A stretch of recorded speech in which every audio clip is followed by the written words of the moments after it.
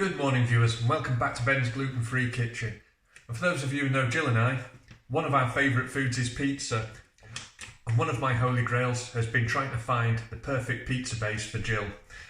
And one of the things I found on the internet is this, and it's Caputo gluten-free flour, and I think this makes the best pizza bases yet. Now I've not been able to find this in any of the shops at all, but I can find it on a famous internet shopping site. It is a little bit expensive, but believe me, it's definitely worth it. All I've got is 150 grams my Caputo gluten-free pizza base mix. Into that I'm adding 1 dessert of yeast, that's about 7 grams.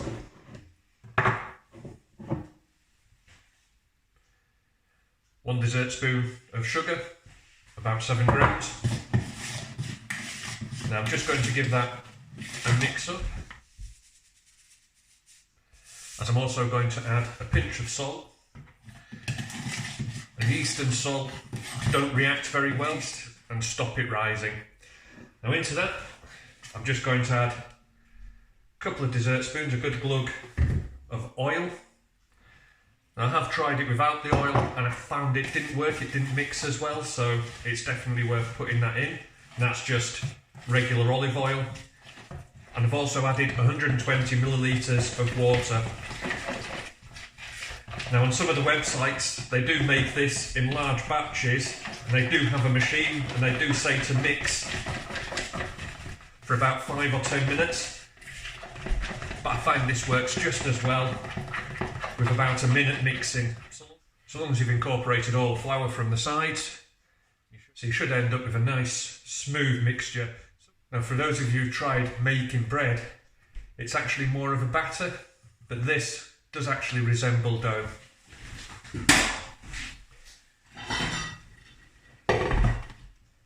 Just leave that for 30 minutes just to help rise, and I'm just going to get on and make my bread. That's a little bit more difficult. So that's the gluten-free pizza dough, had about half an hour. I'm now just stretching a piece of cling film out, a little drop of olive oil in the middle, and this is just to help wrap up the gluten-free pizza dough, and this stops it sticking to the cling film. Take that out and just place it in the middle. So I'm just trying to shape it gently, which will help when I come to get it out later on, and then very loosely, but making sure you get all of the corners of the cling film tucked in. Just give it another final shaping, and then I'm just going to put this in the fridge, probably get it out an hour before I need it.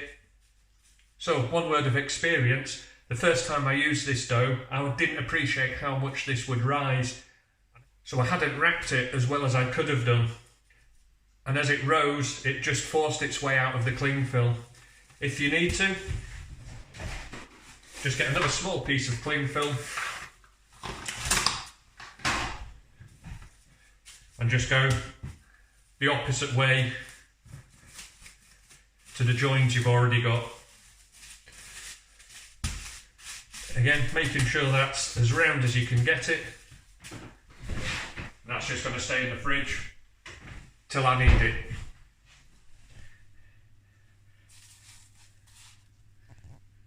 And that's the dough.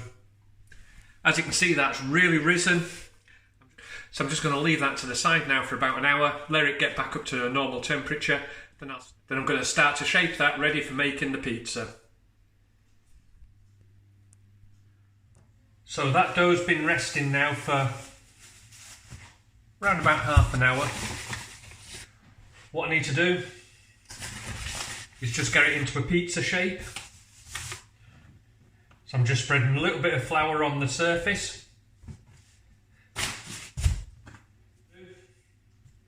And what I'm going to do is just press in from the middle, and just like I would with my normal pizza dough, I'm trying to build up a crust round the outside and flatten the middle, going towards the outside, each time just moving the pizza dough slightly so I'm getting a round shape and just building up that crust. And the reason why I'm patting from the middle rather than just rolling out with a rolling pin is I'm just wanting to force all of the air from the centre to the outside crust. And what I've got is my pizza paddle. I'm just spreading a little bit of flour down underneath just to make sure it doesn't stick. And again, getting that circular pizza shape.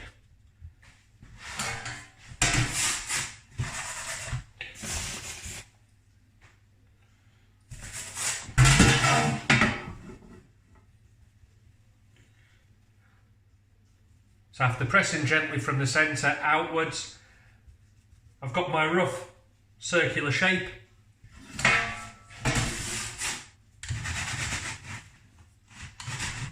And the one thing this pizza dough needs, this one just needs a little bit of cooking just to help start it along. So I'm going to take this out to my pizza oven, give it a couple of seconds just to cook off.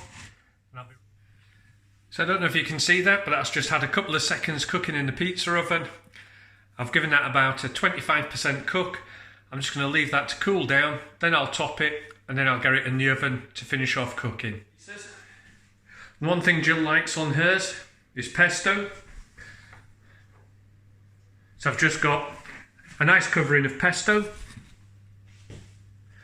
then enough spicy chicken to make it tasty.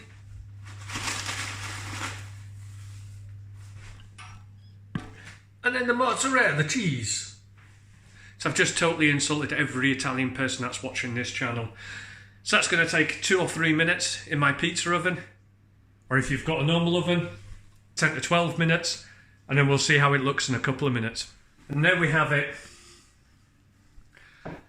Caputo flour, gluten-free pizza. It's got that nice crust. Cooked well underneath. And golden cheese as well. And for those, well, I hope you've enjoyed watching that video. Hope you try and give it a go as well. And I look forward to seeing you next time on Ben's Gluten Free Kitchen.